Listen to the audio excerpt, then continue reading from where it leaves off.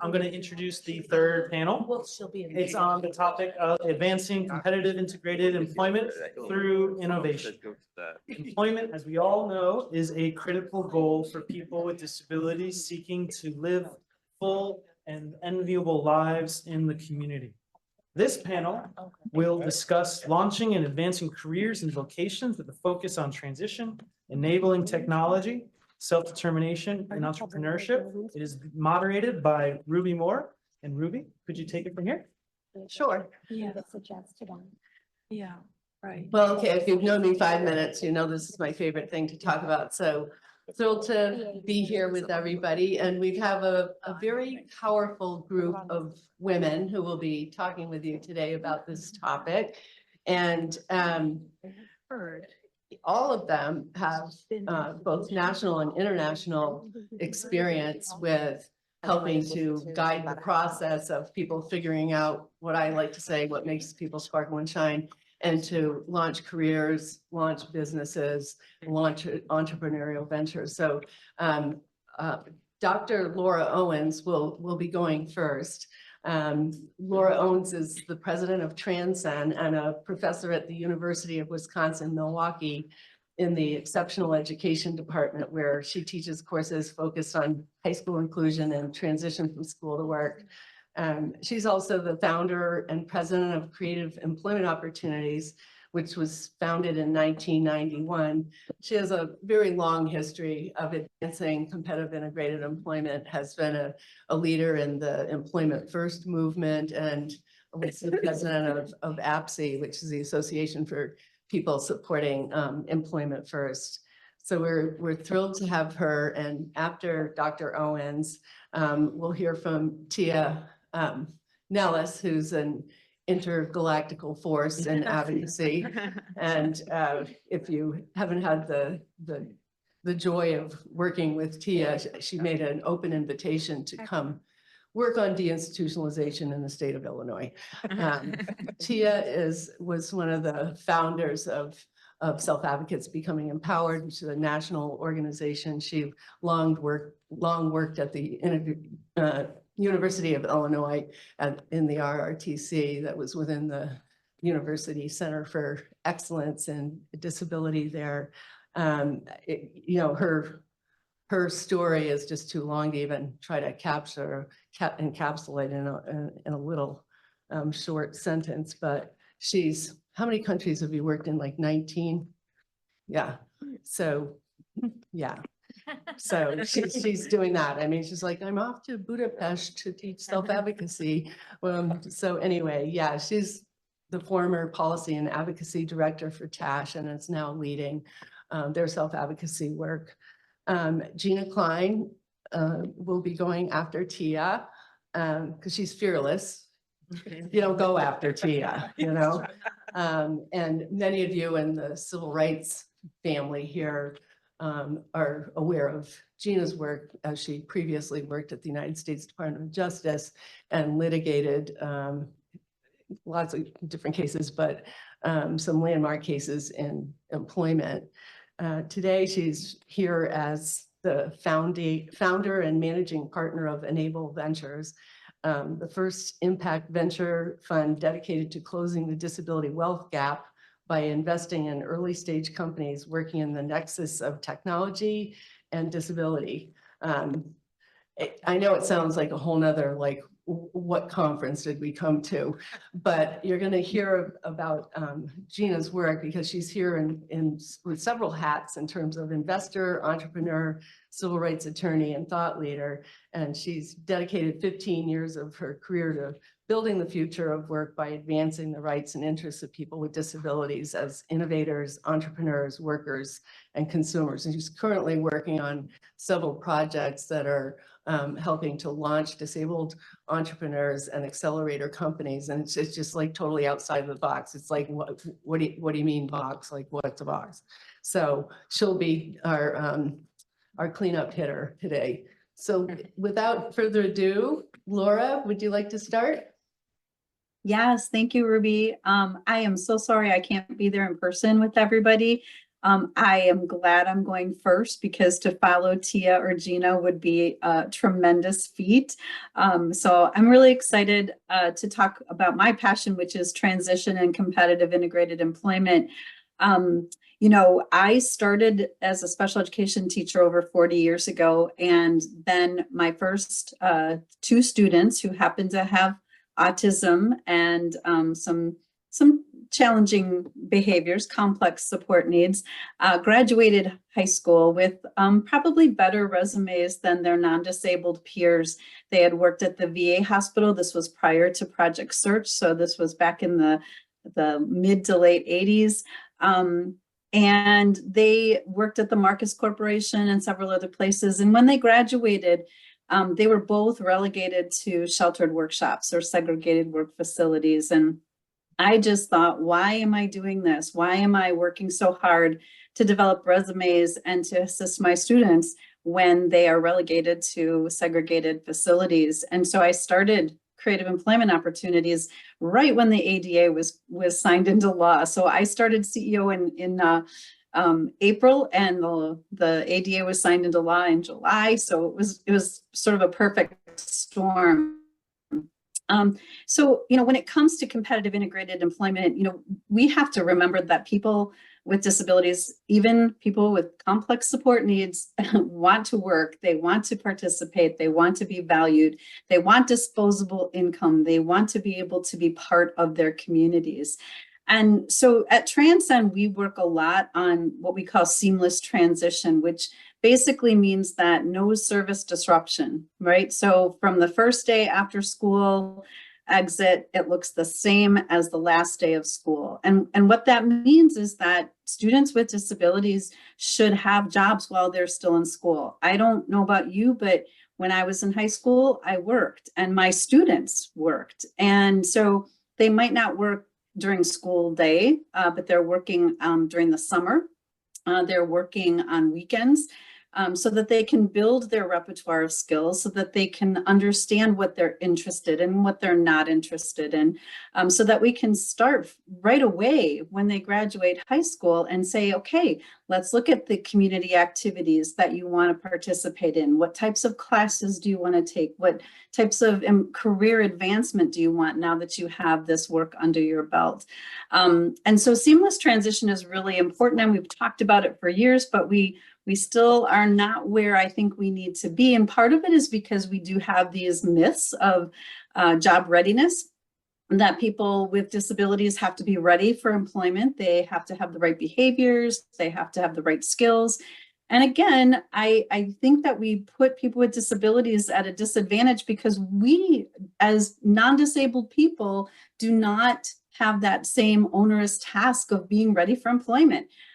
When I first got my very first job, I was not ready. I learned to be ready by getting that job. And was I successful? Sometimes, sometimes not.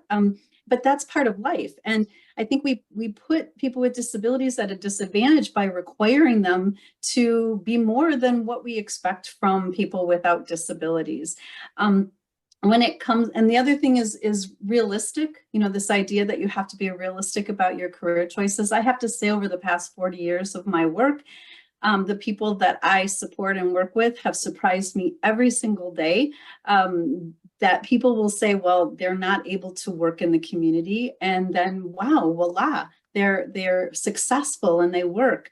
My very first client at Creative Employment Opportunities was a woman who was institutionalized. She, from the time she was 6 years old, she worked, she was institutionalized, but went to public school, and she graduated. Unfortunately, she had a great guardian, and she moved to Milwaukee, where I'm from. And the guardian said, you know, Maddie, really, we want her to have a job. She's living in a group home. We want her to work in the community. And you know, we spent a lot of time with Maddie. She was deaf, she was blind, she had a developmental disability, she had all kinds of labels and all kinds of history that people said, you know, she's not ready. And I said, she is. We have to, it's up to us to figure out how we can match a good job to what Maddie's passions are, what her skills are, what her abilities are. And long story short, she first got her first job at Pizza Hut, which was right down the street from her group home. She outlived 12 managers. She ended her career during the recession. She did multiple things at the Pizza Hut. She made pizza sauce in the beginning when they made pizza sauce at Pizza Hut. She put boxes together. She rolled silverware. She filled salt and pepper shakers. And at the very end, she was actually stocking the salad bar. We put tactile signs on the salad bar so that, and on the bowls, and she actually stocked the salad bar, which then opened up the doors for other people who were blind or visually impaired to be able to go to that Pizza Hut. So this idea of realistic really didn't work for Maddie because she really had a good career for 18 years and then was laid off during the recession. And then we said, you know, let's look at what other skills, what has she learned? What else, what careers can we look at? And for the past 12 years, she worked at a school district as an assistant to the administrative assistants.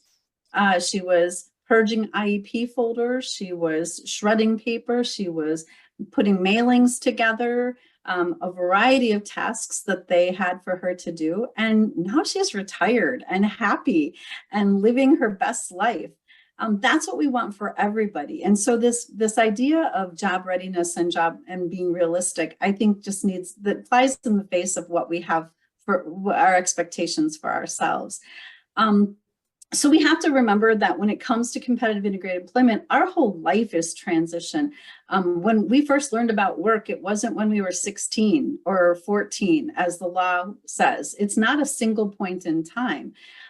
Everything that we do, we need to start early because that transition process is not just at that single point. In early childhood, we're picking up our toys and putting things away. Those are job skills. When we are in elementary school and we're passing out papers or we're being responsible for a group project, those are job skills. So transition isn't this single point in time. And if we really want folks to be thinking about competitive integrated employment and career advancement, we need to provide those same opportunities for individuals with disabilities. We need to have individuals, while they're in school, participate and lead their individualized education plan meetings. Those meetings are about the individual and for the individual, not for the teachers, not for the schools, not for the families. So we need to have them step up and say, this is what I want, and who at this table can help me with that.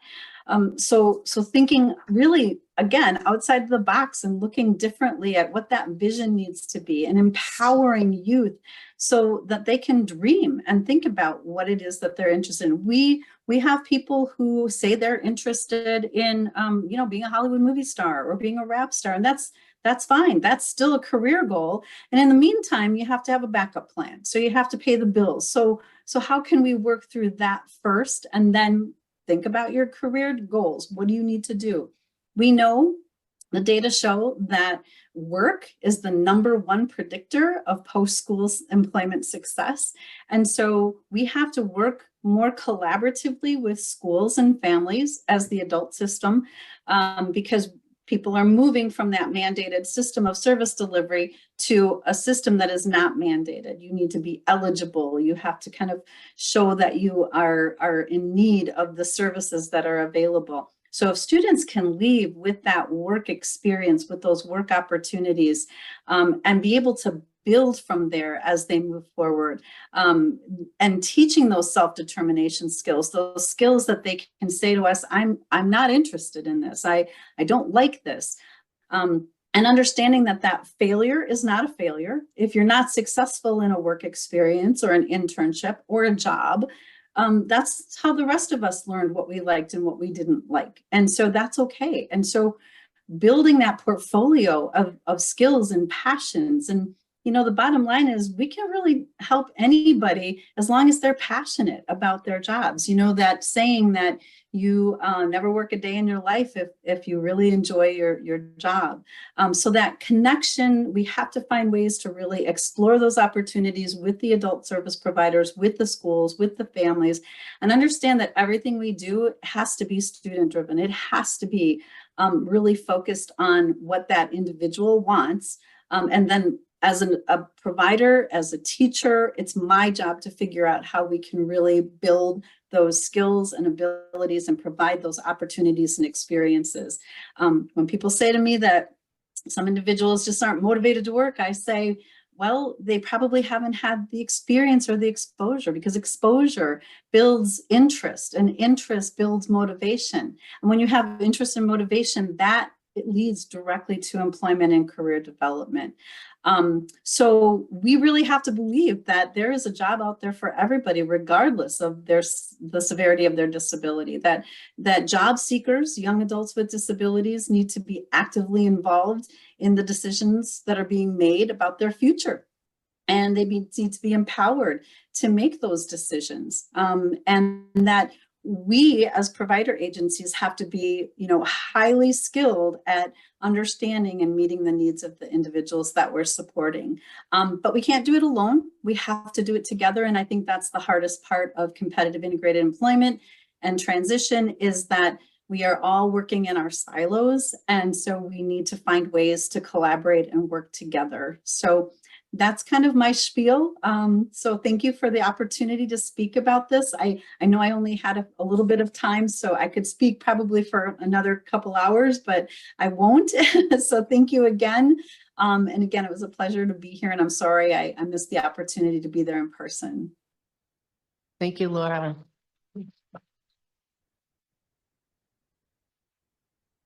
Ms. Tia.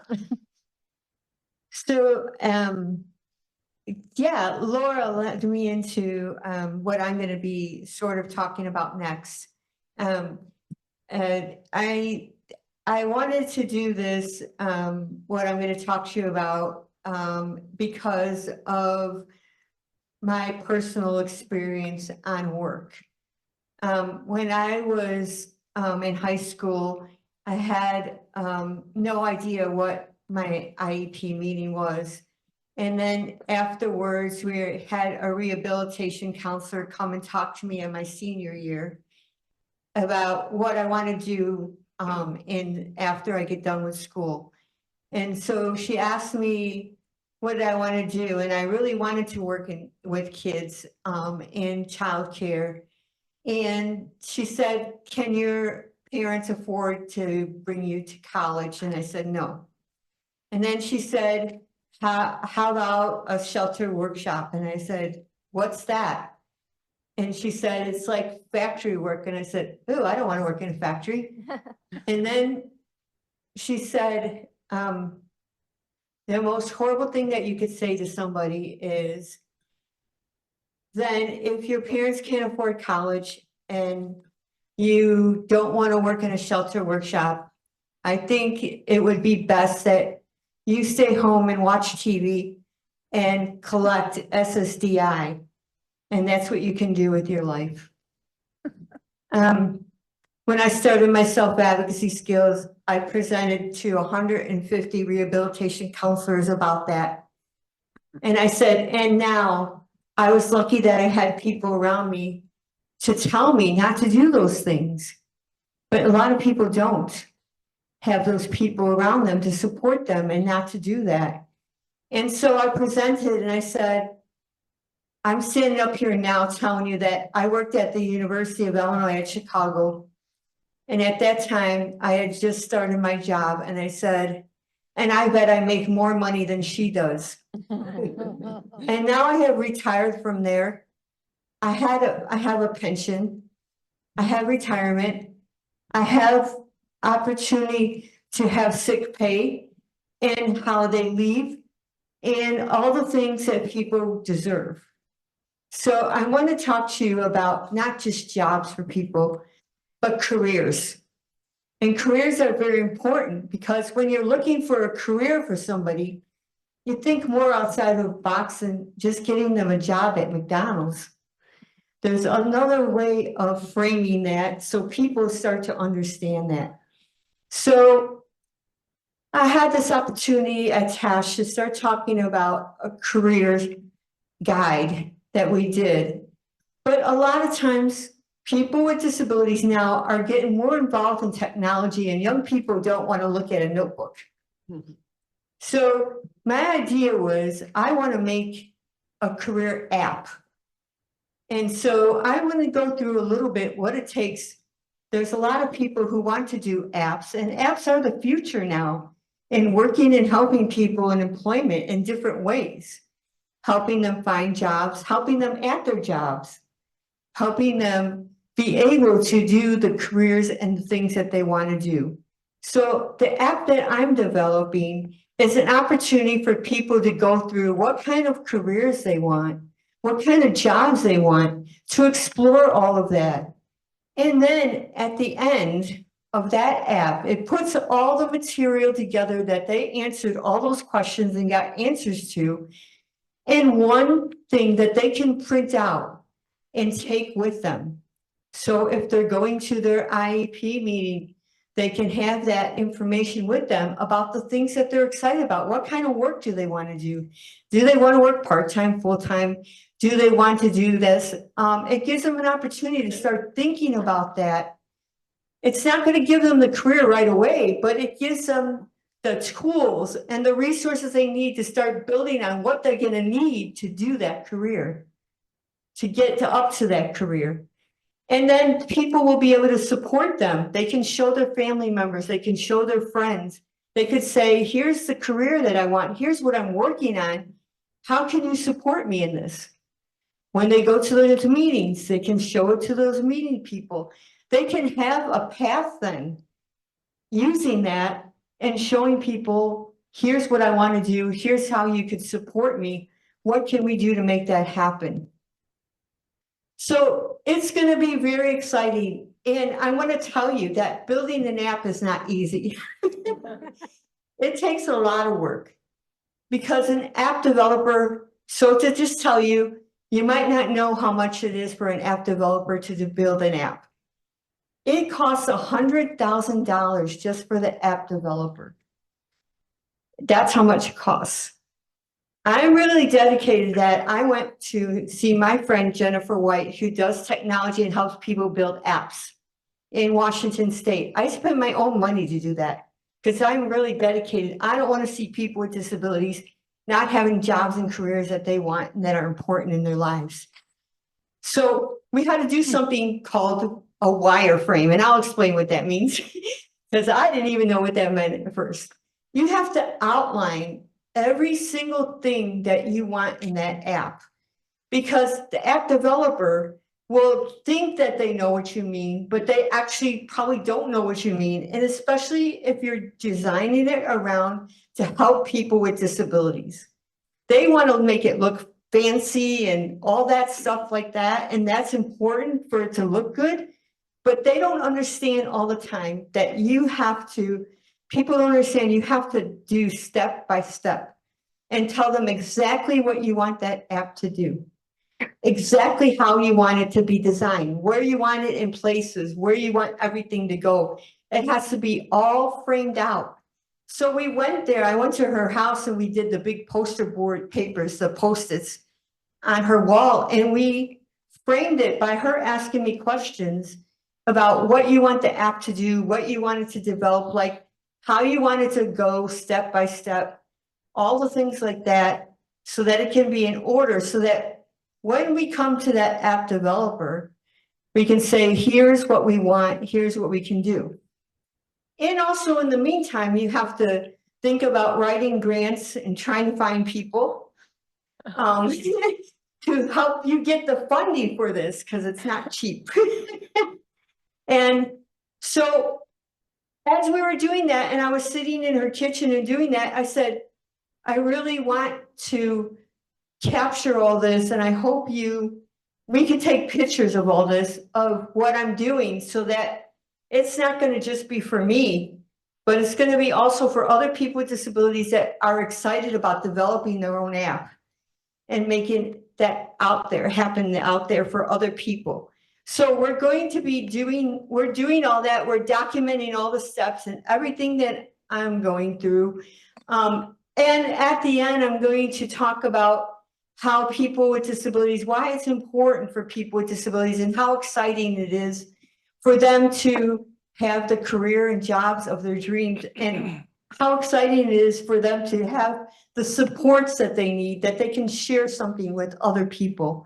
So when they're doing that, they're advocating for that, they'll be able to do those things. And I'm going to take them through the journeys, and it's going to be a lot of accessibility because some of the places I'll be navigating and some of the other places will have videos and able to have people be able to go through that. Because the other important part, people, I don't want to have people with disabilities sitting around waiting for their service provider, their grandmother, their family members or anything to pull out this app and have to have them help you.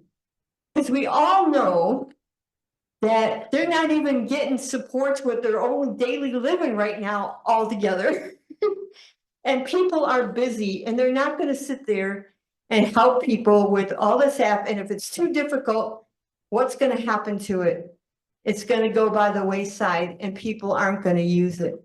So we are trying our very best to make sure it's really accessible so that people can turn on the app and give you directions on how to use the app first, and then be able to go through it. And we're going to do some testing in other places once the app is developed so that we have some data and information. And if we have to make some changes, because I want people to be able to use it right away. I don't want it to be just sitting around and people saying, well, my day case manager can't help me, this person can't help me, so I really can't use it. I want them to be able to turn that on and be able to listen to the instructions and go through it step by step themselves. And then at the end, they'll have that, and it also will build their advocacy skills to advocate for other things besides just the job they want, because they'll have that information with them and they'll start advocating for that. And you know that turns into other things as you're learning about self-advocacy and as you're learning how to express yourself. So I'm very excited that to tell you that this year, hopefully, we're targeting this year that my app will actually be built.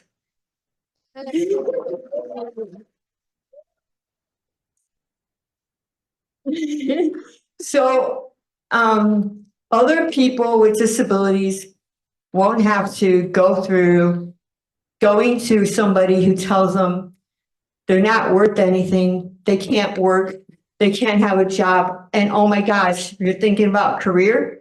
That's even a step farther to push people to think about.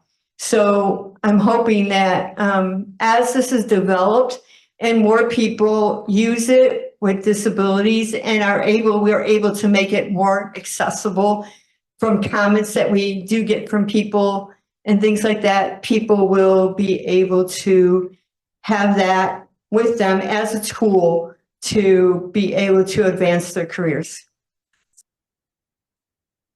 So as you know, Tia hasn't exactly been sitting around doing nothing. Thank you for that. And I think this will segue nicely into Gina's presentation, which is a lot about enabling tech and use of tech and technological advances and all that. I love this. I love Tia's story and I can't wait to see the app and I can't wait to see what happens from it. So it's very exciting. So I'm blessed to be here. I am sitting in front of people that I grew up with. I feel like I grew up on the Lane v. Brown team. Steve was my father. Kathy over there was my mother. Ruby, you were my great aunt. But I felt like I grew up at the Justice Department working on the Lane v. Brown case and it was cutting my teeth with really much wiser lawyers and experts. And you meant great, like really cool, not really old. That's what I was shooting for. So, all right, cool. But, you know, that case, among many other Olmstead cases, really taught me a number of lessons in growing up. And we were, all those years ago, fighting for recognition of what a job was. When you think about that, it wasn't that long ago. We started around 2010 or 2011. We were talking about essentially what is a job as a matter of law. Does disability, the valence of disability, create a different set of standards, or should it be normative? What is socially cultural normative, as you taught me, Ruby, all those years ago, for anyone? What is it about what work is that we should all fight for as a matter of law? And what is normative about work? Well, one thing I understood back then, which was baked into that case, was that what was normative about work was giving everybody the same tools, giving everybody the same starting line, and giving everybody the same definition of what it means to hold yourself in esteem as part of the mainstream of American life. And that didn't seem that difficult to understand. And yet it was really difficult for the state of Oregon. It took about 7 or 8 years, as I remember it. And it took the same amount of time in the state of Rhode Island. And it took a long time with a federal judge to understand that what we all know in a common sense frame, we had to litigate. And one of those recognitions of what is a job, we didn't even litigate the aspect of the presence of technology. But I'll tell you, since we litigated that case, technology has whirled around buildings and vans and state disability service systems in a way that often feels impenetrable. It feels like the outer world of the tools we're arming workers with in the mainstream economy is not seeping in. It's not breaking through. And why is that? And who should we blame? And there is a world outside those walls that is the mainstream economy. And the economy recognizes and responds to capital. And capital creates conversations about value. And yet ADA lawyers are litigating issues of cost, not value.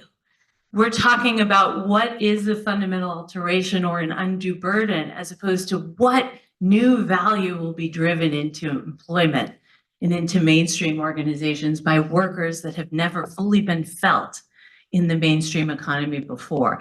We have 1.5 billion people with disabilities on the planet. We have 2/3 working age adults with disabilities non-employed. We have $2 trillion worth of capital that could be driven at the hands of workers with disabilities into the economy, not being felt yet in the macroeconomic reality of the world. We have a $26 billion annual assistive technology economy. That's without ushering in new capital investment into disability. We have 1 in 4 Americans with a disability.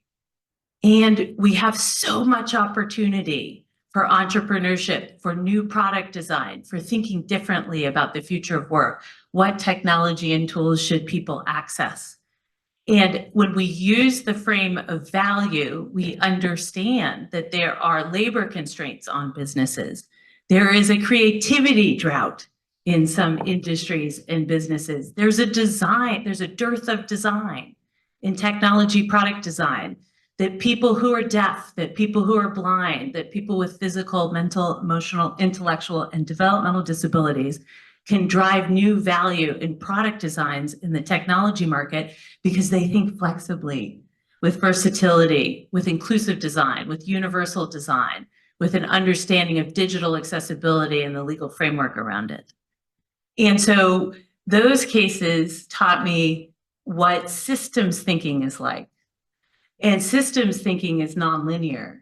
It's thinking about design, the design framework of governmental systems, the design framework of advocacy groups, of parents and families, and how they intersect with state government, state systems. And what I asked myself is, what would the future look like if we took those same design constraints and the same approach to design that we leverage as lawyers in effectuating remedies? What would we do with technology? And what role should technology play in driving remedies that will drive equity and equality under the ADA? What does that look like? And are we really vindicating rights if we don't have the same tools as everyone else when we get to the remedies? What are rights without remedies? And what I realized roughly around 2020, I was in private practice and I had been representing plaintiffs who were working at subminimum wage in the middle of the country. And I recognized a fact pattern that was showing up time and time again in cases. And I recognized that service providers were de-automating machines in my cases. They were taking technology and seeing it as a threat to their control over systems And people. and de-automating technology. I recognized there were workers who were seen as not worthy of technology. The technology suddenly entered the rights-based framework as a very potent force, one that that some systems wanted to sublimate.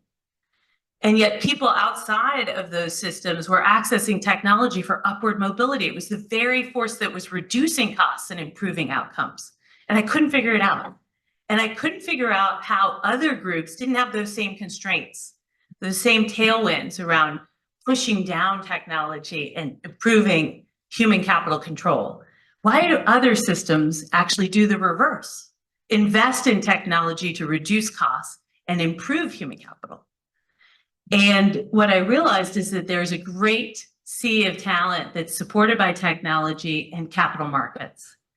And that what was missing in the economy was investment in the very entrepreneurs that would be the best designers in the world for the constraints that present themselves, the barriers that present themselves to full inclusion in the economy. And the best designers in the world were designers with lived experience of disability. And they were not getting backed by capital investment.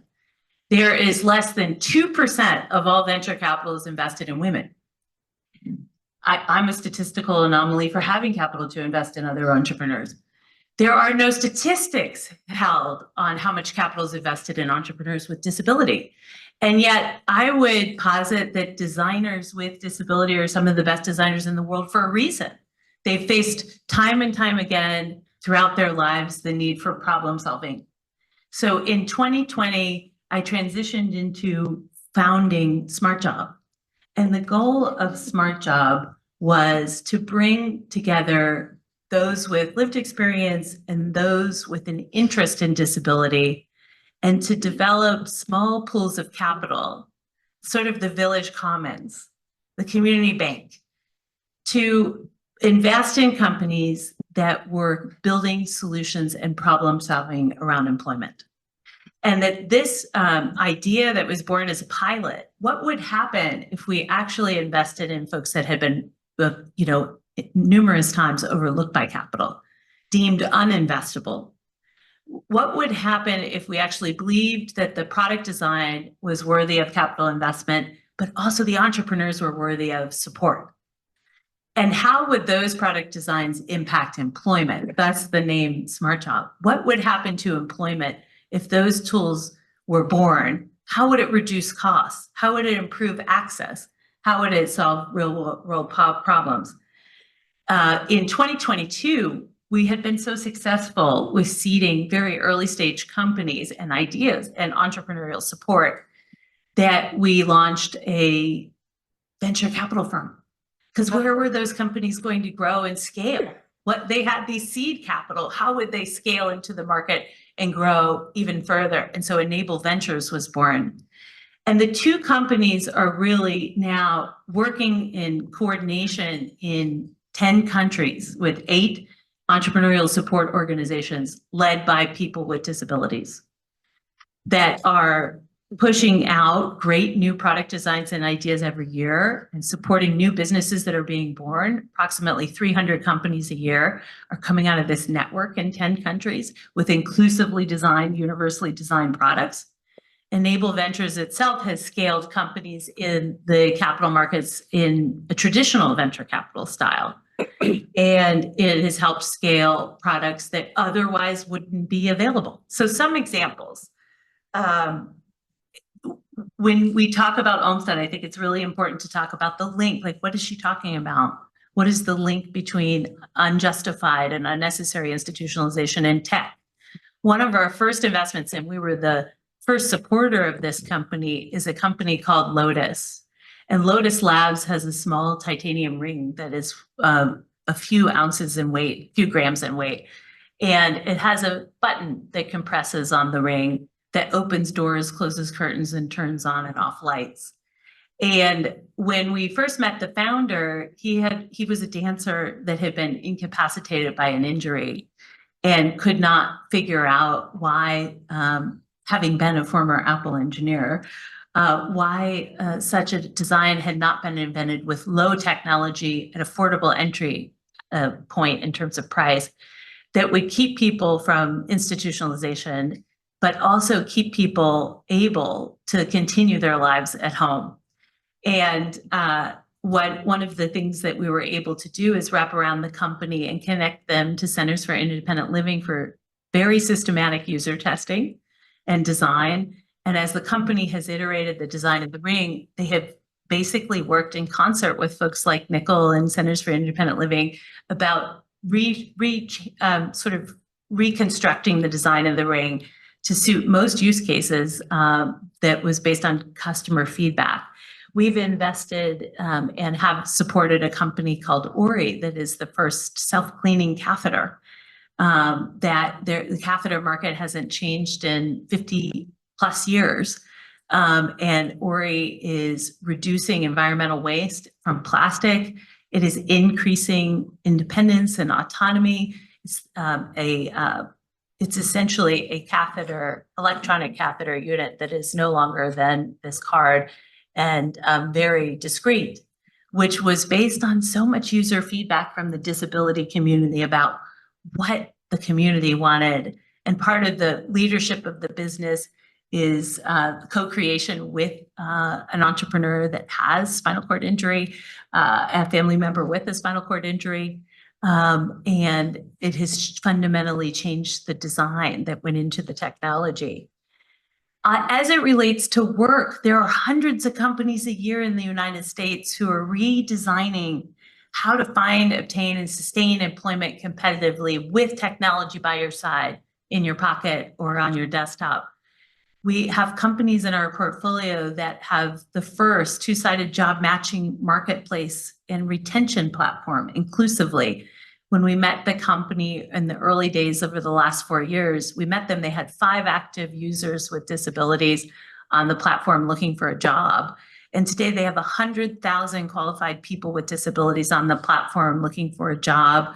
And some of the largest employers in the world, like Salesforce, Edward Jones, the NFL, the NBA, looking for disability talent, hungry to find qualified job applicants.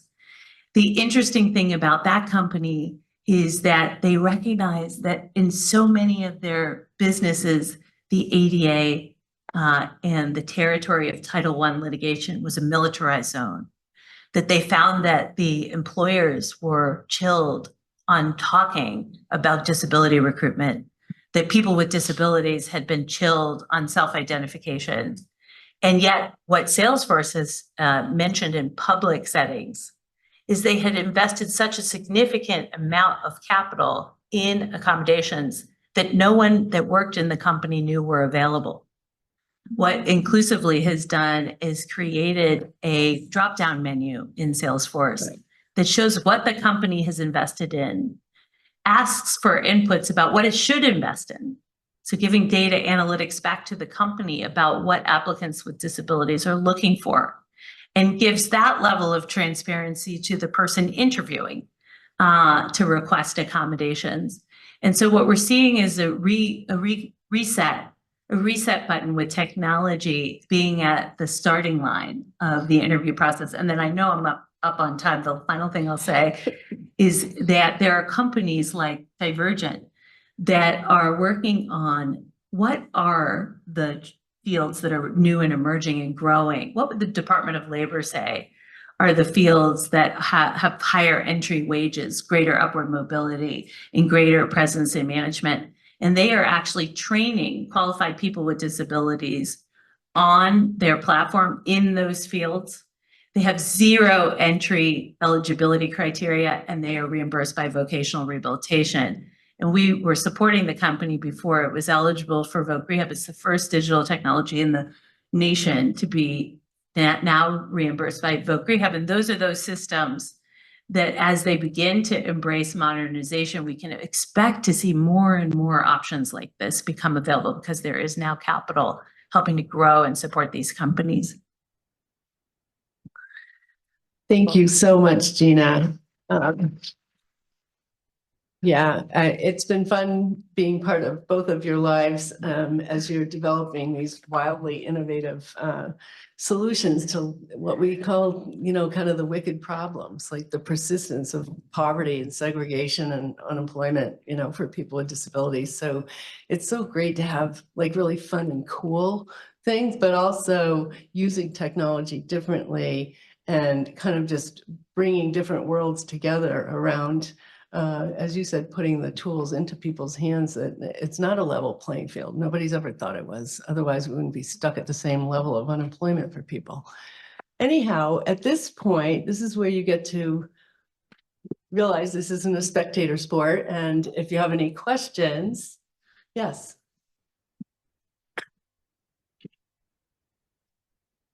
I have a comment followed by a question. Tia, I like, the work that you're doing with this app to not only find specific jobs, but also careers.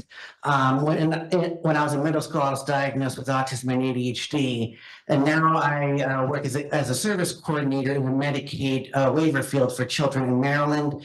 I've been doing that for the past 9 years, and 2 years before that as a direct support professional. And one of the things that I see on social media posts with these disability service agencies, when they're celebrating or commending their clients finding jobs, it's usually in stereotypical categories: grocery stores, food service, janitorial, things like that. And I'm like, I've made comments saying, yes, while this may be where some people's skill and interest may lie, it should not be presented as the only field of jobs that are open and available. My second question is, on a note of intersectionality, which is also important. I'm also transgender and autistic, and I attended a conference in Philadelphia on trans wellness, and there was a couple of sessions talking about the intersection of gender diversity and neurodivergence. So in the work that you do, what are you doing to help the intersection communities deal with the multiple hurdles of dealing with disability and navigating other type of transition, either on the job or when switching job? Because for me, I began my gender transition when I began my current job 9 years ago. So you probably both have something to say about that. Do you want to answer that, Tia or Gina? Well, what I will say, the world that I'm in is, how do we support entrepreneurial support organizations that are really built up from the grassroots up?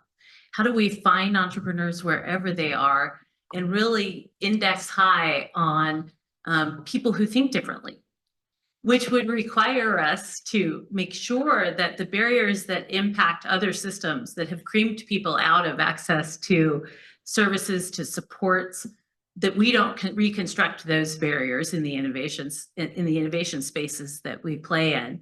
And so there have been many important conversations about that issue, because what we know is we want the diversity is what's driving the product differentiation and the market positioning of this innovation space.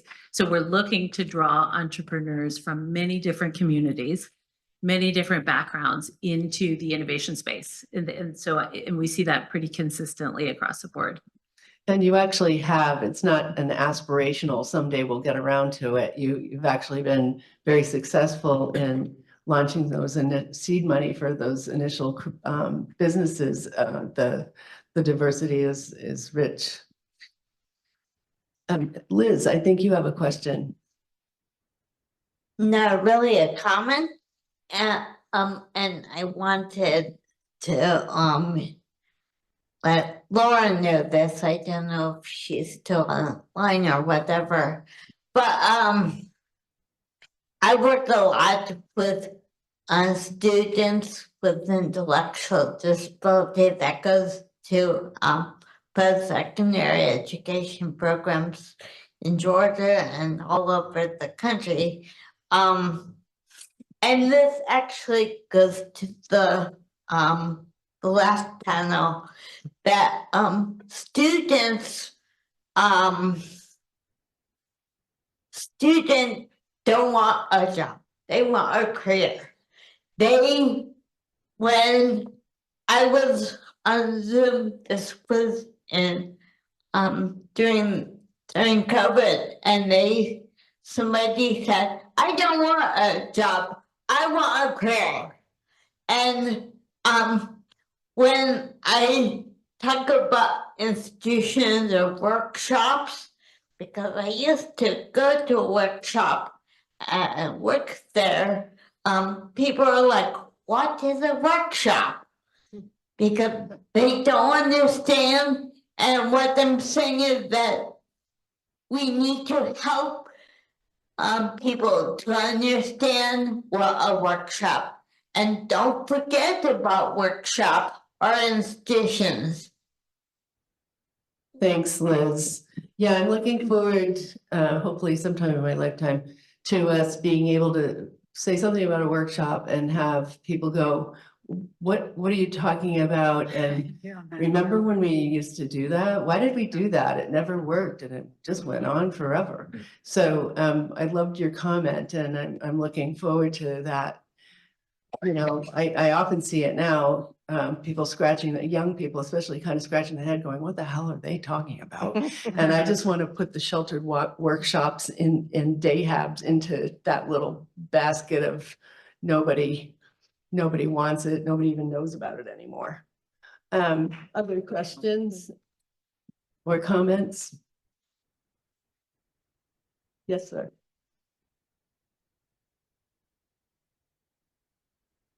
Yes, I think we should get rid of the workshops altogether because they're not training nobody.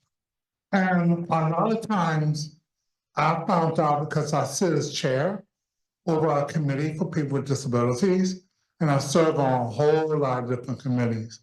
But like what we have found out that a lot of times, you know, the allowance that people get, they live in group homes or what have you, they had people going to the workshops talking about they getting paid. But they was just getting the regular money that they get per month on their allowance. And they thought, and they was like tricking people that have disabilities. They was telling them lies. They wasn't telling them the truth. No, you're not getting no check. This is money that's already due to you. So a lot of the workshops is just a bunch of lies, what have you. There's no truth to it.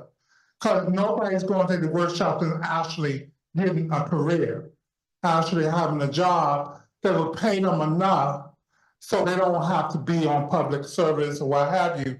They're not actually getting anything that's worth anything. So they need to be gone. So I think that this is really exciting panel because it starts in high school or in school talking about transition and giving people the opportunity to speak up there. It follows by people developing or having their own careers or jobs where they become their own business owners up to that point. And then it follows up by people like Gina's organizations having the opportunity to fund some of those things so that people with disabilities can advance in employment and do the dream jobs that they want. Yeah, exactly.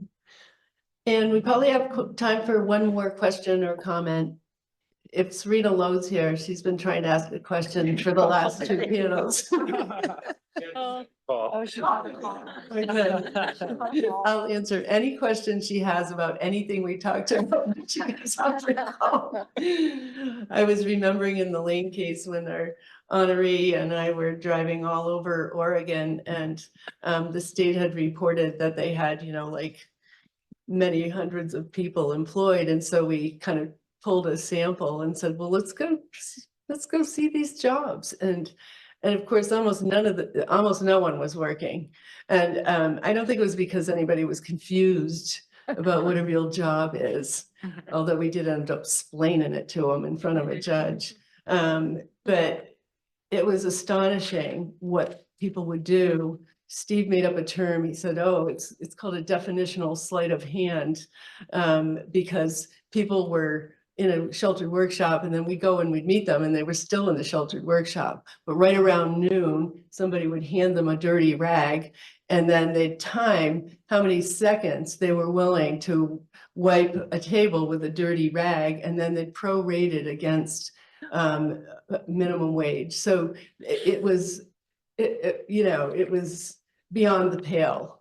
It was just so astonishing that people had gone to all this trouble to fake it, you know, to create some illusion of some work image, slightly worked, almost work imaged life wasting and segregation. And Steve was like, "You could get that guy a job, right?" And I'm like, "Yes, yeah, he's got lots of gifts and talents. He just told us all about them. And he's the guy, you know, that they're saying is working minimum wage or better when he's, you know, that kind of stuff was going on." So the Lane case was definitely my most, I think I've been involved in 25 class actions in 20 states now. And the Lane case was definitely my favorite, most fun case. And part of that was working with Steve and Kath and other folks that CPR recruited to help with this journey and create really what I would call a test kitchen. And we've heard a lot of test kitchen information today, haven't we? That allowed any state that wasn't terribly imaginative, you know, to redirect, you know, their efforts to hide stuff and lie about it to, here's what you do. Here's like the acorns that represent the oak. And it was just a blast to do, and ended up cutting off the pipeline from school to segregation, cutting off the pipeline for new people coming onto the waiver, ending up in segregation, and just showed, you know, astonishing kinds of really cool, the diversity of the kinds of work that people could do who were previously, you know, being ripped off and lied about. So I will hear lots of, you know, comments about Steve's work and the broader community of folks that CPR and Steve, you know, partner with and support to change things in the world around really freedom and helping people to have good lives. But I did want to just put that one comment in, since we're talking about innovative employment. There were a lot of intersections there in the work in terms of saying there's all kinds of technology that could help people. There was enabling tech, there was sort of design tech, there was also how do people access tech jobs, just kind of blast through the whole stereotypic stuff that you were talking about, which can be so damaging to people, you know, sense of self and how they're regarded and what kinds of opportunities people do or don't get. So we appreciate that we got to pick one of Steve's favorite topics. He was like, kids, getting people out of institutions, employment.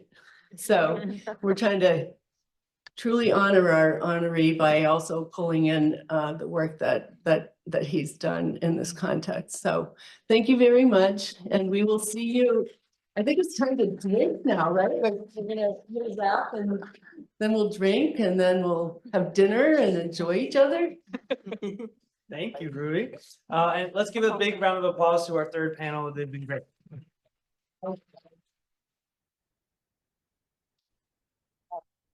And as Ruby mentioned, we are going to be transitioning both in terms of the nature of our activity. We're going to be transitioning into our evening session, our award ceremony, and that we'll also be transitioning space. So as a reminder, we'll be traveling down the hall to Grossman Hall for that. That room won't open up right away. We have a half hour until it opens, so do what you need to do. That room will open at 5:30 and we'll have remarks starting at 6. But before that, I'm supposed to detain you and try to make draw some common threads from the 3 panels today as a kind of a parting message. And as Ruby alluded to, you guys have covered a lot of ground, and there's I don't know if I'm going to do a great job, but I'll give it a whirl. I kind of heard across the three panels, I guess kind of two messages that at least I'll take to heart and try to apply in my work when I get back to it. And that's kind of one about tactics and one is about strategy. There was like this common theme that I was hearing when Tia, when you were talking about let's focus on careers and not jobs. Gina, when you were talking about like, when we're solving the employment deficit, instead of trying to, force people with disabilities into the economy, let's get capital in and kind of hoover them out. Steve, to a certain extent, when you were talking about reframing deinstitutionalization litigation in this age of nursing homes as a cross-disability approach, breaking out of our own litigation silos. And then Kate, it was, Dr. Jurek kind of, how do you flip the script on memorialization, right? How do you memorialize memories, as she really powerfully said, that people were never allowed to have? And I think those are, four really good examples of really thinking outside of the box to address some of these disability challenges, to address these sites and these barriers to full and meaningful inclusion for people with disabilities. And so that's something that I think, we can all take away, and I certainly will, as to whatever issue we're working on, whether it's guardianship, whether it's education, whether it's access to technology. How can we think outside the box? How can we flip the script? What new tactics perhaps can we apply to some of these really vexing and persistent problems in order to make progress? And the second thing that I think I definitely heard as a through line throughout with regard to strategy is that people with disabilities, whatever the solution, need to be in the lead in order for them to not just be ethical, but also for those solutions to be effective. So Tia, you were talking about, people need to fill out their own career evaluation. They can't just be waiting around for others to help guide them through a survey. Kelly, you talked about how people are waiting to drink their water because they're so reliant on caregivers and they're not leading their services. They're not making decisions about their care. Catherine, you talked about people with disabilities needing to lead the conversation about how to memorialize the experiences of institutionalized people, not to kind of perpetuate, the damage that folks without disability have done and in the act of trying to benignly memorialize those experiences. Gina, you also talked about kind of not just user-centered design, but like user-owned design, right? The people are, owning the IP and the products that are solving problems that they and others are experiencing, kind of just taking that idea further. And, Stephen, when you talked about kind of how do we structure remedies around the idea of informed choice, right? Making people with disabilities, making sure that they are in the lead of designing what their residential services or whatever, environment and setting they want to live in, basically being the designers of their life, that they need to be in the lead of that process. And those kind of different tactics and different strategies seem geared towards what Laura was describing as, giving people with disabilities experiences to build an interest and a motivation to have competitive integrated jobs. I mean, I heard, in other words, her talking about creating these virtuous cycles.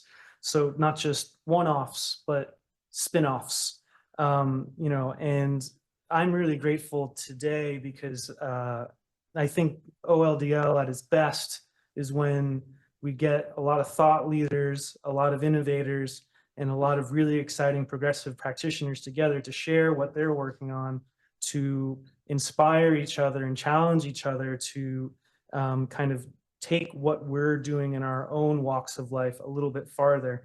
And I think those three things are what I'm going to take away from today. How can we flip the script and use that tactic to solve the problems that we're working on? How can we really be true to that strategy of ensuring that people with disabilities are in the lead of designing and implementing solutions to the disability exclusion problems that we're trying to solve for. And then, you know, in the act of doing that, rather than just trying to solve one-off problems, because you know, people got lives to live. You know, people are aging. We can't wait. So how do we, instead of solving individual one-offs, try to design what we're doing in a way to generate spin-offs and create those virtuous cycles that are going to self-propel and generate momentum into the future. So with those maybe parting thoughts, I would invite you to join us or rejoin us in Grossman Hall at 5:30, and we'll get started with our award ceremony. But before we do, I'd like to give one big shout out again to all of our panelists. So if you could join me in giving everyone a round of applause.